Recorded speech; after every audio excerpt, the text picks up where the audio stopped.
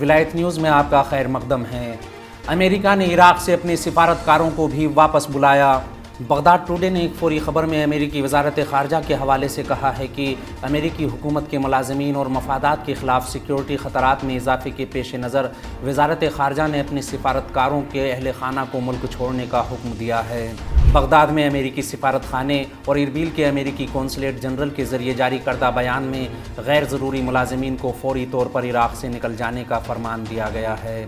Baghdad الیوم کی report کے مطابق امریکی محکمہ خارجہ نے اپنے بیان میں کہا ہے کہ عراق میں امریکی شہریوں کو اپنی سلامتی کے لیے اہم خطرات کا سامنا ہے، جس میں تشدد اور اغوا کے امکانات بھی شامل ہیں۔ امریکہ مخالف ملیشیا پورے عراق میں امریکی شہریوں کے لیے خطرہ بنے ہوئے ہیں۔ امریکی محکمہ خارجہ نے مزید کہا کہ بغداد اور عراق کے دیگر بڑے شہروں سمیت ملک کے کئی حصوں میں امریکیوں کے خلاف بالواسطہ فائرنگ اور ڈرونز حملے ہو رہے ہیں۔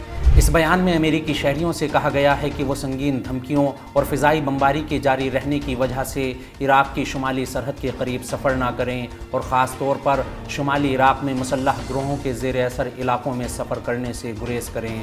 بغداد ٹوڈے کے مطابق امریکی محکمہ خارجہ نے مزید کہا، سیکیورٹی خدشات کے پیش نظر بغداد میں امریکی سرکاری ملازمین کو بغداد بین الاقوامی ہوائی اڈے کا استعمال نہ کرنے کا حکم بھی دیا گیا ہے۔